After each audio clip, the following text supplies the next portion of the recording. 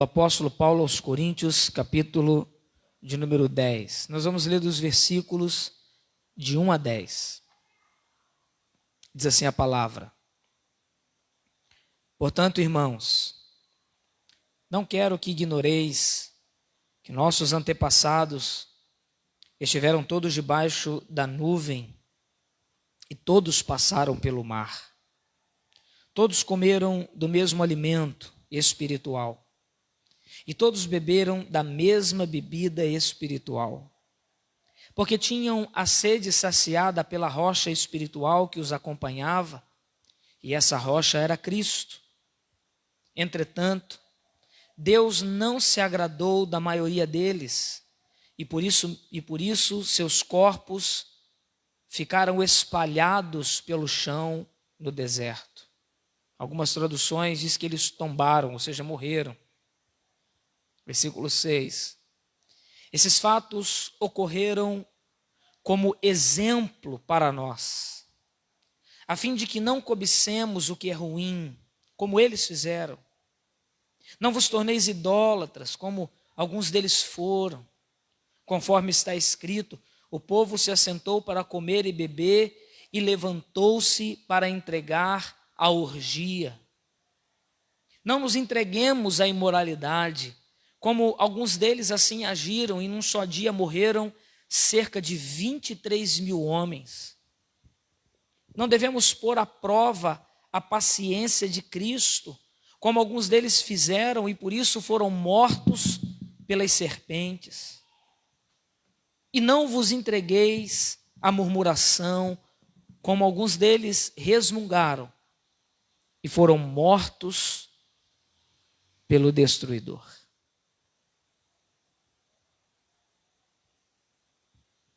Como desatar o potencial que você tem? Paulo, nesse texto de 1 Coríntios, ele faz uma exposição das verdades de Deus para a igreja de Corinto e também para nós, de igual modo. Aquela igreja, ela caminhava, e muitas vezes nós ainda, e você vai entender por quê, caminha como aquele povo no deserto rumo a Canaã. O povo de Israel estava caminhando para Canaã. E o povo, naquela época, eles andaram sob a nuvem. E a nuvem os direcionava durante o dia, porque o sol era muito quente, então o Senhor enviou uma nuvem para pairar sobre o povo que caminhava no deserto.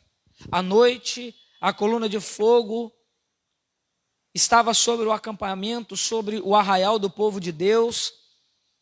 Mas todo momento que eles precisavam caminhar, que eles precisavam ser direcionados, era o momento que a nuvem se movia. Então o povo de Israel, eles caminhavam conforme a nuvem direcionava. Ou seja, eles andavam direcionados pelo próprio Deus no deserto. Era Deus que estava conduzindo eles. Estavam rumo à terra prometida, rumo a Canaã. E durante aquela caminhada, o povo de Deus, ele experimentou muitos milagres, experimentou ações sobrenaturais de Deus, né? Quando eles começaram a caminhar, viram a água amarga se tornar em água doce. Quando tiveram fome, o Senhor enviou o maná. Quando estavam com vontade de comer carne, o Senhor enviou as codornizes. Quando tinha sede, o Senhor fazia fluir água da rocha. Então, durante todo um tempo, eles experimentaram o poder sobrenatural de Deus. Muitos milagres aconteceram. Quando o povo murmurou e o Senhor pesou a mão sobre eles, e Moisés intercede, Moisés faz uma serpente de bronze, o povo olha para a serpente, o povo era curado, o povo era liberto daquele mal. Muitos sinais e muitas maravilhas se fizeram ao longo na caminhada de deserto, rumo a Canaã. Eles experimentaram a ação sobrenatural de Deus na vida deles. Assim como nós, na nossa vida cristã, experimentamos muitas formas de Deus agir sobrenaturalmente sobre a nossa vida. Eu não sei quais são as suas experiências com Deus. Eu não sei o que você já experimentou de Deus, porque a experiência, ela envolve o nível da nossa fé, ela envolve o nível da nossa intimidade, da nossa busca, do nosso relacionamento com Deus. Mas eu acredito que você, como filho de Deus, já tenha experimentado Deus falar ao seu coração, ministrar sobre a tua vida, atender o seu clamor, a sua oração, a sua intercessão. Deus proveu coisas à sua vida. Eu não tenho dúvida de que você já tenha experimentado algo sobrenatural da parte de Deus. Eu não tenho dúvida que você tenha experimentado algo de Deus usar você quando você menos imaginava que era capaz de ser usado, e o Espírito Santo de Deus se moveu, agiu e fluiu sobre a sua vida. Mas preste atenção, porque o texto diz, no versículo de número 6, que esses fatos ocorreram como exemplo para nós. E o texto diz que, apesar de todas as maravilhas que eles experimentaram, preste atenção, apesar de todas as maravilhas experimentadas durante a caminhada do deserto, rumo a Canaã, rumo à conquista, muitos tombaram no meio do caminho. Muitos morreram, não conquistaram, não chegaram à terra prometida. Chegaram alguns até ver. Alguns visualizaram a promessa, alguns visualizaram o melhor que eles tinham, mas não conseguiram. Porque toda a ação sobrenatural e toda a experiência que eles tiveram com Deus, preste atenção, não garantiu que todos alcançassem a promessa. Isso significa que o fato de você ter muitas experiências sobrenaturais com Deus não garante que você alcance a promessa. Existem princípios que nós devemos cuidar. A experiência com Deus, a experiência sobrenatural, ela é importante.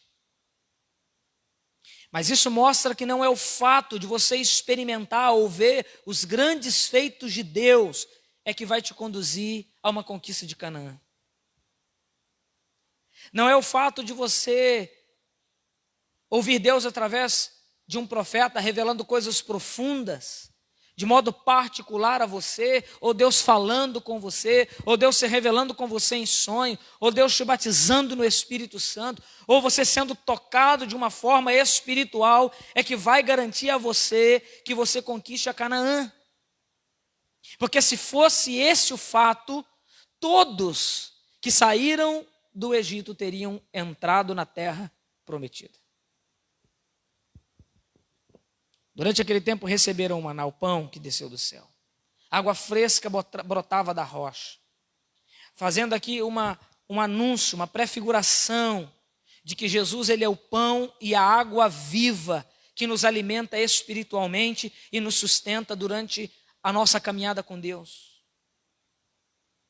Israel não compreendeu que desde o princípio, Deus, o Pai, estava lhes ensinando a importância maior, que era de obedecer a palavra de Deus e a sua vontade.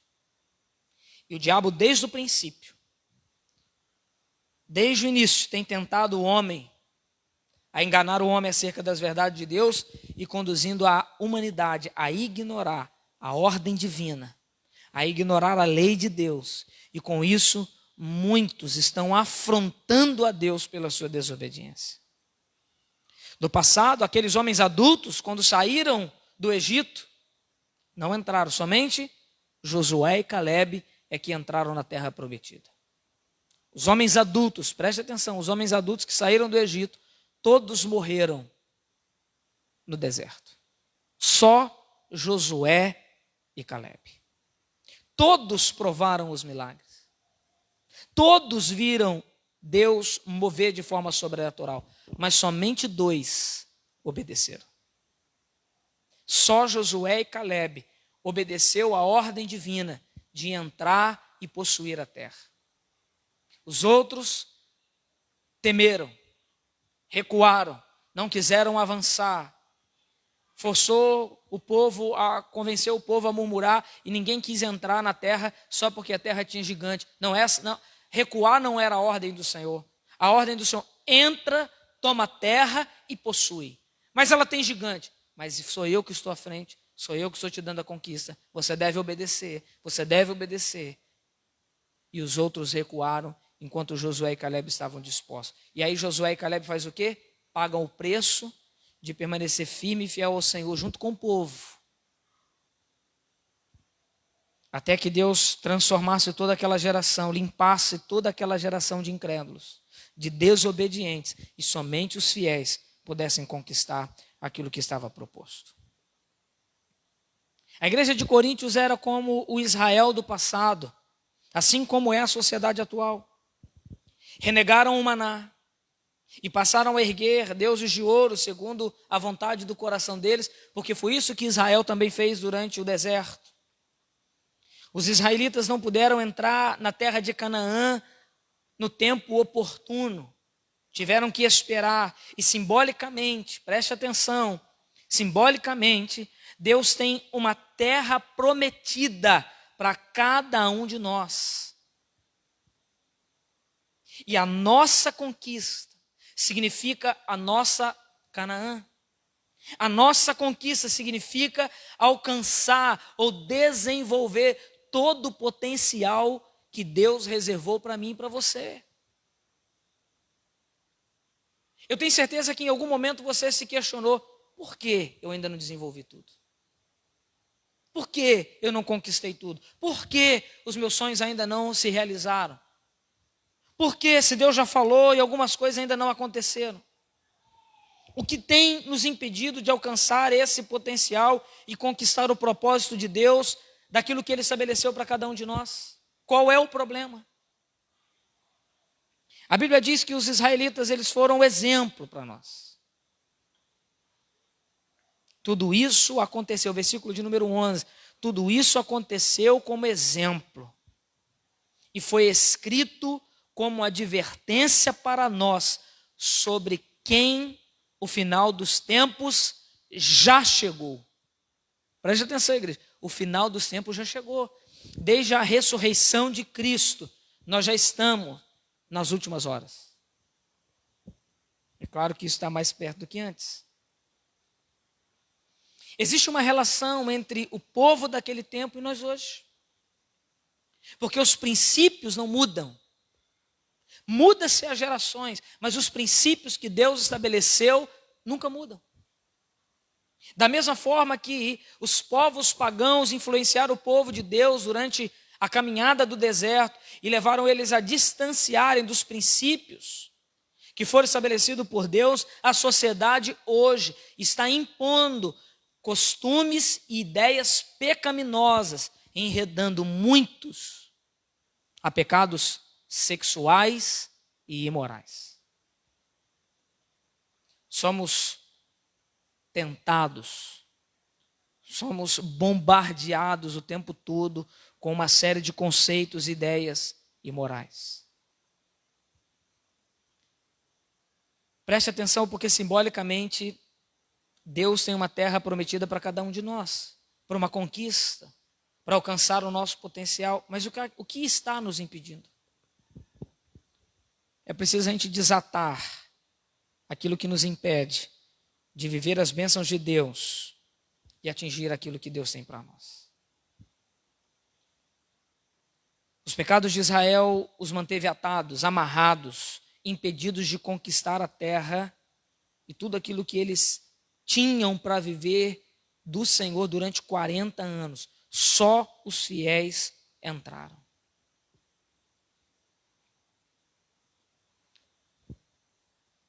Edwin Louis Colley, o autor do livro Homem ao Máximo, o qual me inspirou nessa mensagem,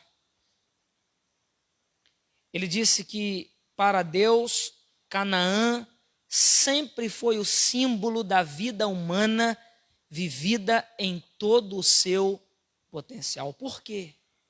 Porque Deus queria que o seu povo, o povo que Ele escolheu, o povo que Ele estabeleceu para ser a sua herança, a sua possessão, o povo que daria o exemplo, o povo que marcariam outros povos, que influenciariam outros povos, que traria a revelação do Altíssimo, viveria o seu melhor na terra que ele tinha estabelecido, a Canaã. Só que, além de um aspecto físico, aquilo tem um simbolismo espiritual para tudo aquilo que eu e você podemos romper e desfrutar na nossa vida hoje. Será que você tem conquistado ou desfrutado a sua Canaã? Será que você está vivendo a sua Canaã ou você ainda caminha no deserto? Ou será que você já tem enxergado a Canaã, mas ainda não conseguiu chegar lá? Há impedimentos. Quais são os seus gigantes que está te impedindo de você entrar na terra? Porque o lugar onde se cumpre as bênçãos em sua vida, aonde você conquista o seu maior potencial, é a sua própria Canaã. E aí quais são os exemplos que nós temos da nossa Canaã? É a sua vida, é a sua casa, é os seus filhos, é o seu trabalho, é o seu ministério como homem de Deus, como filho de Deus, é a sua Canaã. A Canaã era a libertação do cativeiro. Quem não entra na terra permanece cativo. Porque quem não entrou na terra para possuir, estava cativo ao passado do Egito. Estava cativo a uma mentalidade do paganismo. E aqui o texto, o apóstolo Paulo, ele fala de 5 pecados que Israel no passado pecaram e que continuam a assediar os homens hoje, impedindo da gente desatar e conquistar o potencial de Deus para a nossa vida. O que precisa ser desatado e abandonado na sua vida? O texto fala sobre 5 pecados. Vamos ao primeiro deles para você entender o porquê que algumas coisas não rompem, porquê que algumas coisas não desatam na nossa vida. O primeiro deles está no versículo de número 6, a parte B. Esses fatos ocorreram como exemplo para nós, a fim de que não cobicemos o que é ruim, como eles fizeram. Qual é o primeiro problema que nós enfrentamos? A cobiça. Aí de repente você pode falar assim, pastor, não, eu não tenho cobiça. Será? O que é a cobiça? A cobiça, ela é uma busca constante. Preste atenção. A cobiça é uma busca constante de satisfação do ego, do eu, à custa de outras pessoas ou até mesmo de Deus. É uma preocupação constante que nós temos na vida, que causa ansiedade, onde você sai à procura daquilo que pode satisfazer os desejos do seu coração. Quantas vezes nós damos lugar à cobiça? Quantas vezes nós estamos mais preocupados em satisfazer a nós mesmos do que ter uma vida abnegada e dividir e de compartilhar? E quando eu falo de dividir e compartilhar, eu não estou falando aqui de cobiça só no nível material. Eu também falo a cobiça no nível emocional, sentimental e homens, até mesmo na nossa vida sexual. Porque quantos homens estão tão preocupados em satisfazer somente a si mesmo? Não estão preocupados com a esposa? A cobiça, ela é um sentimento egoísta. Nos torna amigo dos prazeres, mais amigo dos prazeres do que amigos de Deus. A cobiça, ela faz do homem um escravo e conduz a perder as coisas, a sofrer por aquilo que ele tanto deseja. Às vezes uma pessoa cobiça tanto uma coisa, que ela perde, mas ela não larga. A coisa está dando tudo errado. Já era para ter aberto mão de certas coisas, mas não abre mão, não larga, não solta, está dando errado, mas ele é cabeça dura, ele permanece por quê? Aí você fala assim, mas por que a pessoa é tão cabeça dura? É porque o desejo dela, o anseio dela está naquilo. E pela questão da cobiça, quantos homens se entregaram ao adultério? Colocando a perder a família, a esposa, o ministério e até mesmo a salvação, porque cobiçou outras mulheres. A cobiça, ela se importa em satisfazer somente a si mesmo. Se você em algum momento está preocupado em satisfazer só você, fique atento, porque esse é um sentimento de cobiça. É um sentimento egoísta. A gente tem muitos exemplos de cobiça. Pecados sexuais, dinheiro, desonestidade, mentira, usurpação de autoridade. Sabe o que é usurpação de autoridade? É aquele que tem um grau acima, tem algum nível de influência, de poder, de autoridade, e ele usa da sua influência, ele usa do seu poder para manter as pessoas, sabe, escravizadas. Vou dar um exemplo. Uma pessoa que cobiça a sua posição no trabalho. Aí ele é um chefe. Aí chega lá, o que ele faz? Ele pisa no outro, ele puxa o tapete do outro, ele impede que o outro cresça. O outro faz as coisas, se é coisa boa, ele toma o mérito para si.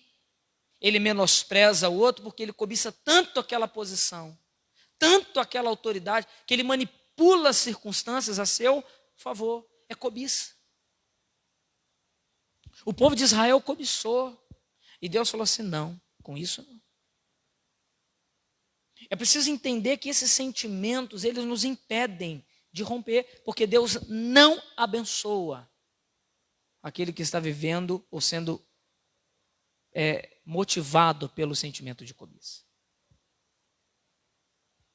Será que existe cobiça? Será que você precisa romper? Será que você precisa desatar? Um outro problema era a idolatria. E não vos torneis idólatras, versículo de número 7, como alguns deles foram. A idolatria é tudo aquilo que damos mais importância do que Deus. O coração do homem é uma fábrica de ídolos, já dizia, se eu não me engano, Calvino. Quais são as coisas que nos levam à idolatria? Está muito relacionado à cobiça também. Poder, prestígio. Sabe, a pessoa começa a ser elogiada, aquilo começa a se tornar um ídolo no coração dela. O ego começa a inflar. E a pessoa começa a idolatrar o prestígio. Começa a idolatrar a sua popularidade, o seu reconhecimento. É pessoa cheia de satisfação própria, de um coração egoísta, de amor próprio. Dinheiro é idolatria. O negócio, o trabalho, muitas vezes, é idolatria. O ministério, às vezes, é idolatria. Às vezes, uma pessoa que está vivendo no ministério, seja ele pastoral, diaconal, louvor, seja qual área for, às vezes, a posição que ele tem no ministério é o seu ídolo. Você quer ver um outro pecado que está relacionado à idolatria do coração e nós não percebemos? O perfeccionismo. A pessoa é ídolo da perfeição. Ele idolatra a sua própria perfeição. E muitas vezes ele se julga como pragmático, ou se julga como uma pessoa muito correta, muito justa. Sabe? Uma pessoa muito zelosa. E ele acha que aquilo é tudo muito bom. Sim, existe um certo nível de valor nessas coisas, em ser correto nas coisas, mas quando o ser correto é uma exigência do coração, quando as coisas saírem exatamente do jeito que você quer, e aquilo não sai quando você quer, e aquilo te provoca ira, aquilo te provoca instabilidade emocional, significa que o perfeccionismo é um ídolo no seu coração. Significa que você ama mais o fato de ser perfeito do que amar o Deus que é toda perfeição e confiar que nem tudo vai sair do jeito que você quer. Mas não significa que vai dar errado. Quantas pessoas, quantos homens estão ficando irados dentro de casa? Porque alguma coisa não saiu exatamente como ele queria. Ídolos. Quantas pessoas estão diante de joelhos no altar do trabalho, no altar do time de futebol, no altar do dinheiro. A preocupação é o dinheiro. A preocupação é se vai faltar. A preocupação não, e aí? E tal. Quantos homens, preste atenção, quantos homens não agradam as esposas? Porque não pode faltar. Não, isso aqui não pode. Não, isso aqui não dá. Isso aqui é assim. Não, tem que ser assim. Mas toca no ídolo dele. Ele abre mão de tudo para satisfazer o ídolo. Sacrifica tudo, mas sustenta a sua cobiça. Sacrifica a esposa, sacrifica os filhos, sacrifica a casa, mas ele sustenta o ídolo. Sabe, irmãos, nós vamos pensar essa questão da idolatria no coração, do dinheiro, da posição social, do ter um tipo de status. Uma condição, eu conheci um homem que ele andava de L200. Eu vou falar um fato verídico. Eu conheci um homem que andava de L200. Gastava 200, 300 reais em camisa. Em uma camisa. E não tinha um banheiro dentro de casa. O banheiro era para o lado de fora. Andava de carrão, ostentava uma vida. Mas dentro de casa, não tinha conforto. Era escasso. Chovia dentro de casa. Que é isso? Idolatria. Cobiça. Vaidade. E tantos outros ídolos como pornografia, que leva a pessoa a ser amante de si mesma. A idolatria de amor por pessoas. Tem pessoa que o ídolo é o filho, que o ídolo é o pai, que o ídolo é a mãe, que o ídolo é o irmão, que o ídolo é a esposa, que o ídolo é o pastor.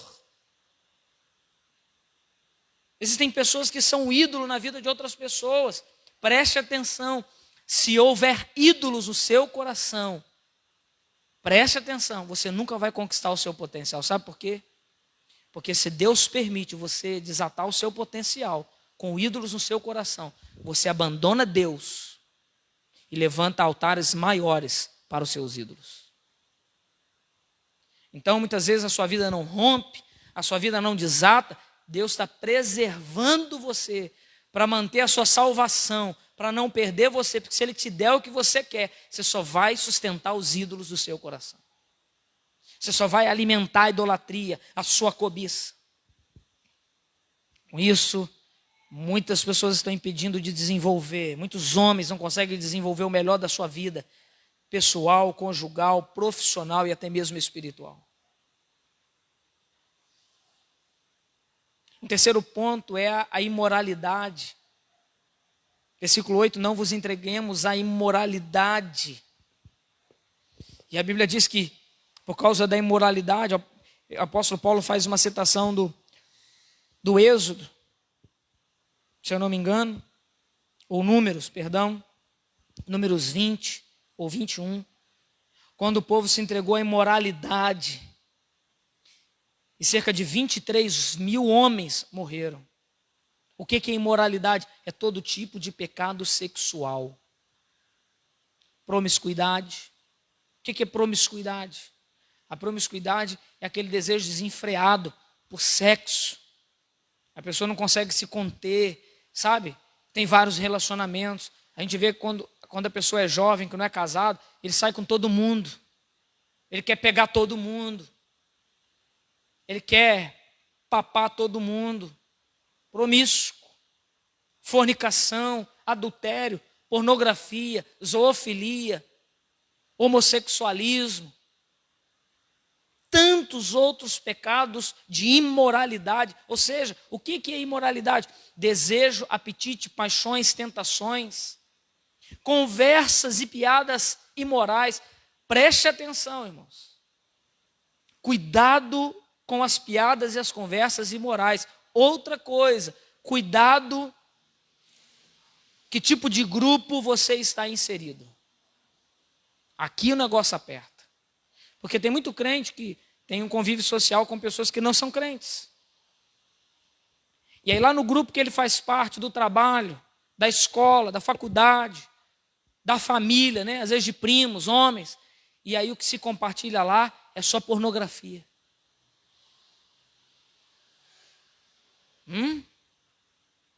Não, eu não posto nada. Tá, você pode até não postar, mas o que você anda vendo? E o que você cede para ver, porque mandou uma brincadeirinha com alguma coisa de conteúdo sexual, ou uma piada de conteúdo sexual ou imoral, coisas que aguçam e tentam o pensar do homem no sexo. Então tem muitos homens que estão praticando a imoralidade, e aqueles que praticaram a imoralidade no deserto morreram. Por quê, irmãos? Porque o propósito do Senhor na nossa vida é que a gente leve uma vida de santidade. A santidade, preste atenção, não significa a privação da satisfação sexual,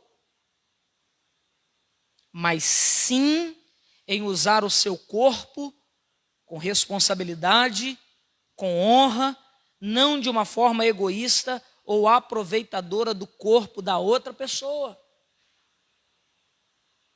Pecados de imoralidade está muito relacionado a pessoas egoístas, cobiçosas, que só querem aproveitar o corpo do outro,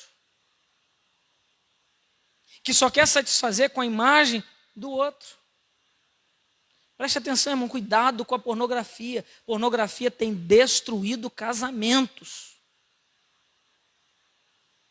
Tem destruído o casamento a ponto de homens, escute o que eu vou dizer, porque eu já aconselhei casais assim, de homens que ficam 6, 7, 8 meses sem ter relação sexual com a esposa, porque não consegue ter satisfação com a esposa, porque só consegue se satisfazer com pornografia, com masturbação. Como é que vai romper? Como é que vai desatar? Como é que vai ser abençoado por Deus? Se a vida é uma vida amarrada à imoralidade, aquilo que desagrada à vontade de Deus. Deus não criou a mim e a você para viver entregue ao pecado da pornografia, ao uso imoral do nosso corpo, e nem de usar o corpo do outro. Porque quando você fica vendo uma pornografia, você está fazendo uso do corpo daquela pessoa. Você está satisfazendo os seus apetites sexuais com o corpo daquela pessoa. E aí vem a fantasia. Sabe? A imoralidade é quando você olha para alguém e logo você já pensa com desejo sexual. E Jesus disse lá no Sermão do Monte que isso é adultério. O que ele falou lá? Não foi dito, não adulterarás, eu porém vos digo, se você olhar para uma mulher com intenção impura, você já adulterou. Imoralidade. A satisfação sexual, homens, preste atenção, precisa ser com amor, com responsabilidade, com reciprocidade com seu cônjuge. Porque quando a satisfação é só sua, quando não há responsabilidade, quando não há reciprocidade, é pecado de usurpação do outro. É imoral. E isso impede de Deus abençoar a tua vida. Quarto, provar o Senhor. Tem muita gente que anda provando a Deus. Versículo 9. Não devemos pôr à prova a paciência de Cristo, como alguns deles fizeram e foram mortos por causa das serpentes. O que é pôr à prova o Senhor? O que é provar Deus? Pôr o Senhor à prova é pedir a Deus que atenda ou faça alguma coisa que você deseja, mas que é contrário à palavra de Deus, à sua vontade e o seu caráter. Vou dar um exemplo. Uma pessoa que não é honesta no seu trabalho ou nos seus negócios. E aí ela pede para Deus, para que Deus abençoe o seu trabalho e lhe dê prosperidade. Está provando Deus. Se você não é honesto, se você não é correto no seu trabalho, na forma de negociar, se você usurpa, se você é desonesto, se você ganha vantajosamente em cima do outro. Não é pecado você fazer negócio, você ter lucro. O pecado é você usurpar daquilo. É você cobrar além daquilo que é devido. É tirar vantagem do outro. Aí o cara vive tirando vantagem do outro, depois ora, Senhor, me abençoa, me prospera. Está provando o Senhor Deus. Você quer ver outra coisa que prova o Senhor Deus? O camarada vai lá, joga na Mega Sena e ora, Senhor, me abençoa para eu ficar rico e milionário. Você está provando Deus, porque jogo é pecado. Deus nunca vai atender você se o seu pedido está provando o caráter de Deus. Se Deus quiser te fazer rico, quiser te fazer próspero, Ele vai fazer, usando o seu trabalho, honrando você, colocando boas oportunidades na sua vida, abrindo portas para você. Aí Deus vai te fazer prosperar. Não adianta você querer, Senhor, eu vou fazer uma fezinha aqui, o Senhor me abençoa. Irmão, você está pecando duas vezes. Uma por jogar e outra por você querer que Deus abençoe o seu jogo. Uma outra forma é você pedir que Deus abençoe as suas finanças quando você também não consegue ser fiel no seu dízimo. Porque você não consegue confiar no cuidado de Deus e você teme que vai te faltar. É falta de confiança, irmãos. É falta de zelo, de amor, de adoração, de culto a Deus. Aí você fala, Senhor me abençoa, mas você não é fiel. Você quer ver outra forma de provar o Senhor? É rejeitar a orientação da palavra. Por exemplo, a Bíblia fala que nós devemos honrar o pai e mãe. Aí você rejeita esse ensino, o jovem vai lá e é rebelde, desobediente aos pais, não honra os pais. Agora preste atenção numa outra coisa que eu vou ensinar. A Bíblia fala que nós devemos honrar pai e mãe. Sim ou não? Sim. Mas cuidar, você tem que cuidar da sua casa e da sua família. Você não precisa abandonar seu pai e sua mãe. Mas a Bíblia diz assim, deixará, pois, o homem, o seu pai e a sua mãe, e se unirá à sua mulher. A sua mulher é a sua família. A sua mãe e seu pai se tornam os seus parentes. Pastor, mas se eu deixar de fazer por ele, estou desonrando? Não, primeiro você honra a tua casa. Porque não adianta nada você deixar de honrar a tua casa para honrar seu pai e sua mãe. Você está desonrando a Deus duas vezes. Sabe por quê? Às vezes o pai e a mãe é o ídolo do coração. Aí abandona a esposa, abandona os filhos, não está nem aí, passa dificuldade dentro de casa, mas deixa de honrar a família. Você está rejeitando a orientação da palavra. A sua casa é a sua responsabilidade. Sabe? Algumas pessoas exigem, por exemplo, muito até da igreja do pastor e põem Deus à prova. Com quê? Com reclamações, com murmurações de crescimento de igreja. Isso aqui é quando acontece da seguinte forma. A pessoa fala assim, pastor, a gente tem que fazer uma estratégia. Existe algum problema nisso? Não. Pastor, a gente tem que fazer isso, fazer aquilo outro. A gente tem que fazer um louvorzão, a gente tem que fazer um evangelismo. Existe algum problema nisso? Não. Mas preste atenção, quando você busca qualquer outra estratégia que não seja a pregação da palavra, do evangelho e da verdade, você está colocando Deus à prova, porque você está querendo usar todos os outros mecanismos, menos a palavra. E a palavra é que liberta o homem. Podemos fazer louvor? Sim. Mas tem que ter palavra. Me recordo, há uns anos atrás, fizeram o Gospel Night. Aí eu era seminarista. Você lembra dessa época, né? Você estava lá? Misericórdia. Jesus já libertou. Aí eu era seminarista. Fizeram o Gospel Night. E aí fizeram de tudo para mim. Vai, eu pago para... Eu acho que estavam até apostando para ver se eu ia. Acho que se eu fosse, alguém ia ganhar.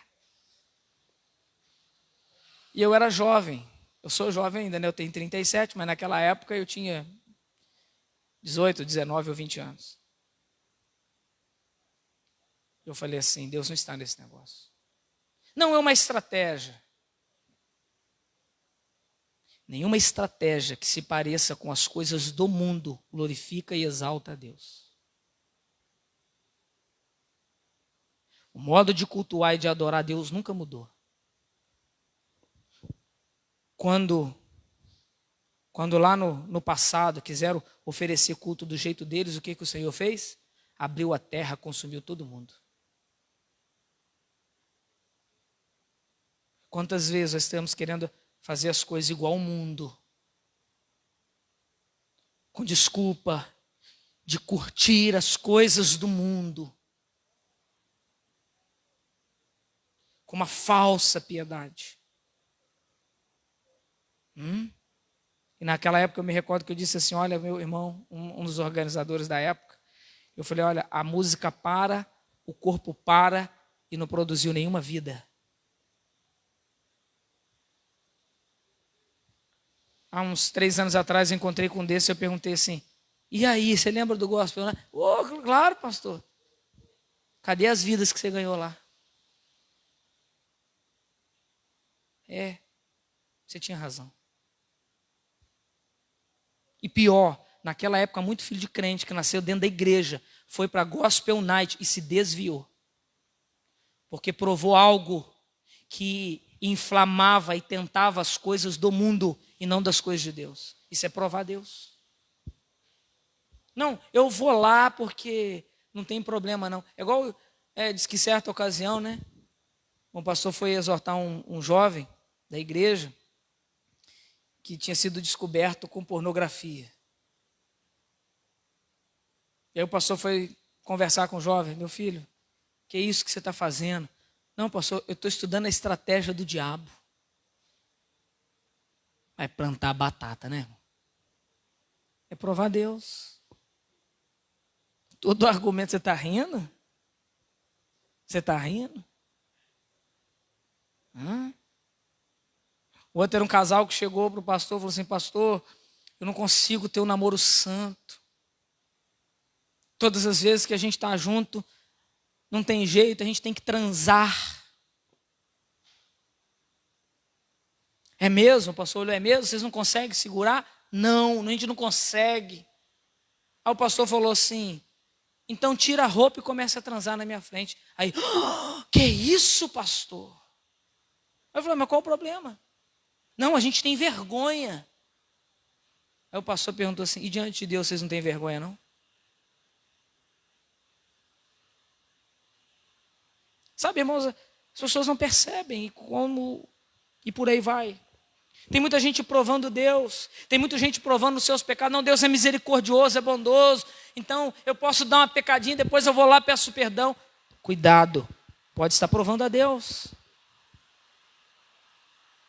Muitas pessoas têm se oposto à vontade de Deus, têm querido receber bênçãos da salvação, mas ainda assim permanecem em muitos pecados, não buscam, não lutam, não se santificam, e os pecados impediram Israel e impedem o povo até hoje de alcançar as bênçãos de Deus. Tem muita gente que não está sendo abençoado porque está provando Deus. E para encerrar, o último pecado, que não é um pecado só de mulheres, é um pecado de homens também. Versículo de número 10. E não vos entregueis à murmuração, como alguns deles resmungaram e foram mortos. O que é murmuração? É uma confissão negativa, é queixar-se da vida, é criticar os outros, é maldizer as pessoas. Vamos lá para os homens. Quantos homens estão murmurando do seu patrão? Quantos estão murmurando do emprego, da empresa que trabalha? Estão sempre insatisfeitos. Sabe, nós vamos pensar sobre isso, irmão. Ah, pastor, mas a empresa está difícil, ore por ela. Mas o meu patrão é difícil, ore por ele, interceda por ele. Mas eu tenho um chefe que me persegue, dobre o joelho, ore pela vida dele. Clame a Deus pela vida dele. Peça a Deus que tenha misericórdia dele, que te dê sabedoria, que te dê estratégia para lidar com aquela pessoa, mas não murmura. Porque se o teu trabalho é o lugar do teu sustento, por que você vai se queixar diante de Deus? Aí você ora, você pede, Senhor, abre a porta. Deus abre a porta. Aí passa 1 ano, passa 2, começa a murmurar. Mas peraí, você está murmurando daquilo que Deus colocou na sua mão. A pessoa está desempregada, está desesperada. Senhor, abre uma porta. Deus abre a porta. Começa a ir muito bem, daqui a pouco está murmurando, está murmurando, está murmurando. Calma. Mantenha-se firme, glorifique a Deus em todas as coisas, seja fiel a Deus, no tempo certo Deus vai desatar todas as coisas, vai honrar você, vai abençoar você, vai te dar uma direção. A murmuração é uma das razões que mantém pessoas, sabe, insatisfeitas. E aí, o que também gera murmuração e insatisfação? Cobiça, inveja, ingratidão, a preguiça. Tem muita gente que é preguiçosa e também depois quer murmurar, porque não conquista nada. Outra coisa que leva à murmuração, sentimento de justiça própria. Ele acha que só ele é bom. Perfeccionismo, como eu falei. E uma pessoa, uma vez que está insatisfeita, ela vai murmurar. Porque as pessoas também murmuram por causa da inveja. Nossa, o fulano, olha, deve ter alguma coisa errado. Porque não é possível. Como é que ele comprou aquele carro? Como é que ele comprou aquela casa? Como é que ele está fazendo aquela viagem? Alguma coisa ele está fazendo. Começa a murmurar, começa a maldizer, não sabe a luta daquela pessoa, não sabe o que ela está fazendo para conquistar. Às vezes ela pode estar fazendo alguma coisa errada, o problema é dela. Por que você está cobiçando então? É pior, porque você está cobiçando o que ela tem, o que ela faz de errado e você gostaria de estar lá. Aí a pessoa fica queixosa. Murmuração, reclama de tudo, reclama da igreja, reclama da esposa, reclama do filho, reclama da casa, reclama da sogra. Viu, irmãos? Para de reclamar da sogra. Afinal de contas, preste atenção, afinal de contas, a sogra e o sogro foi instrumento de Deus para dar a sua esposa. Pastor, mas eu estou insatisfeito com a esposa. O problema é seu. Porque às vezes o casamento vai mal por causa de escolhas erradas, por causa de princípios errados. Às vezes o casamento vai mal, não é o problema da esposa, às vezes o problema é seu. Às vezes você que comete todos esses outros pecados que eu já citei aqui. Aí a mulher está insatisfeita, a mulher está rabugenta e você não entende. Ou você não orou, ou você ainda não está tendo a paciência para Deus curar. E outra coisa, às vezes as coisas não mudam dentro de casa, e o problema não é às vezes a esposa, o problema somos nós. Por quê? Porque nós precisamos ser o exemplo de sacerdócio dentro do nosso lar. É fácil? Não. É um desafio? Sim. Mas foi o lamento dos filhos de Israel que os impediu de conquistar. Muitos filhos não querem vir à igreja, não amam a igreja, porque os pais murmuram da igreja, murmuram da palavra que foi pregada, murmuram dos líderes, dos pastores, e não entendem porque os filhos estão mortos espirituais, desobedientes à palavra. Se você não desatar esses pecados na sua vida, você nunca vai conseguir atingir o seu potencial. Será sempre uma pessoa mediana, sem conquista, infeliz, com a vida travada e pior, se tornando cada vez mais uma presa fácil do engano, das tentações e do diabo. Talvez você nem mesmo consiga viver os frutos da bênção de Deus, ou de uma vida com Deus, de uma vida de fé, porque você ainda está cultivando esses pecados na sua vida.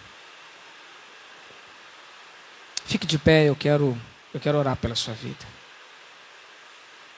Eu quero orar por você. Mas preste atenção. Muito mais do que eu orar por você, e seja você disposto a colocar a sua vida diante de Deus. Esses são alguns exemplos, eu poderia dizer muitas outras coisas. Talvez durante esse tempo que você ouviu essa palavra, Deus trouxe outras coisas ao seu coração. Ore, coloque a sua vida diante de Deus. Peça ao Espírito Santo, Senhor, sonda o meu coração. Amém? Você está entendendo essa palavra? Vamos ouvir um louvor enquanto você é ministrado por esse louvor. Aproveita esse momento para você colocar a sua vida diante de Deus, o seu coração diante de Deus.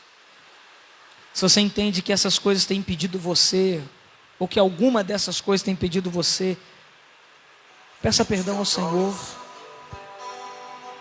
Coloca a sua vida, peça: Senhor, me cura, me liberta, me perdoa, me ajuda. Deus quer que você desate, Deus quer que você conquiste a sua Canaã. Teus olhos revelam que eu nada posso esconder, que não sou nada sem ti, oh fiel Senhor.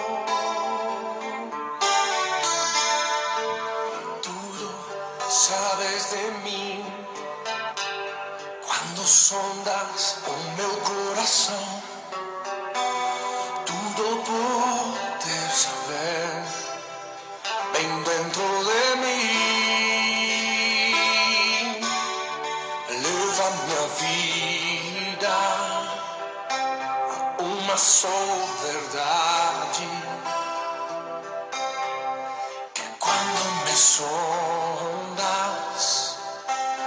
nada posso ocultar. Sei que é tua fidelidade que leva minha vida mais além do que eu possa imaginar. Sei que não posso negar que os teus olhos sobre mim me enchem da tua paz. Teus olhos revelam que eu Nada está oculto aos olhos do Senhor. nada posso O esconder. Senhor conhece o seu coração, o Senhor conhece a sua Não vida. sou nada sem Você pode ocultar os seus pecados do seu irmão, do seu pastor, da sua esposa, mas diante de Deus nada está oculto. sondas o meu coração. O que você precisa desatar para romper na presença de Deus? O que você verdadeiramente precisa desatar para fluir, para conquistar tudo aquilo que Deus planejou para a sua vida? Tome uma decisão hoje, meu irmão, de ser um filho de Deus obediente, temente, que se esforça por viver em santidade, que se esforça por agradar e glorificar a Deus. Deus tem tantas bênçãos para derramar sobre a nossa vida, sobre a tua vida. E talvez algum pecado tenha amarrado você, tenha impedido você de crescer, de ser feliz, de ter paz no seu coração, de ter satisfação na vida. Atingir o potencial não quer dizer que você tem que ser o homem mais rico, o homem mais próspero, porque não é isso que é atingir o nosso potencial, mas é antes ter uma vida plena, feliz, alegre, em paz diante de Deus. Pai, em nome de Jesus, eu lhe peço que por tua graça e por tua misericórdia, o Senhor nos confronte com os nossos pecados.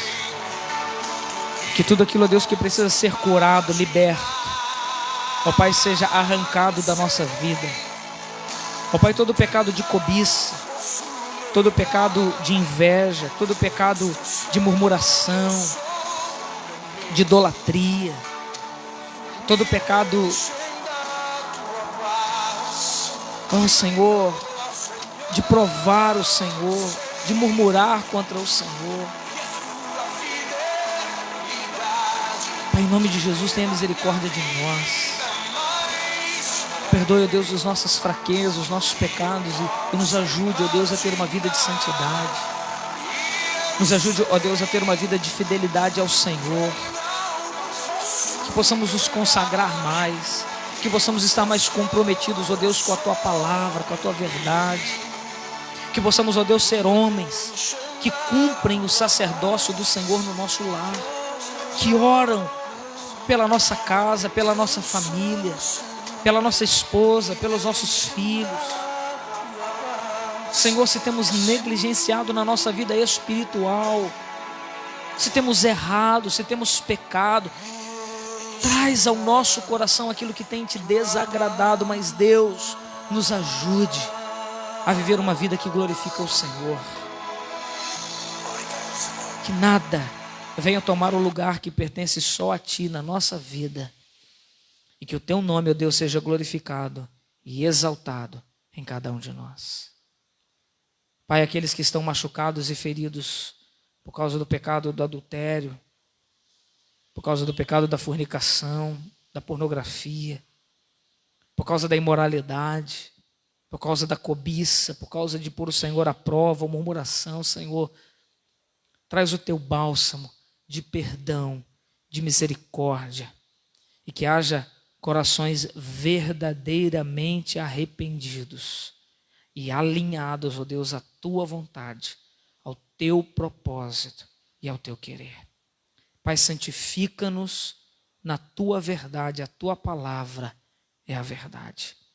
Oramos assim, ó Deus, e pedimos a Tua graça, a Tua bênção, a Tua misericórdia, o Teu perdão e a restauração da nossa vida diante do Senhor, em nome de Jesus. Amém e amém.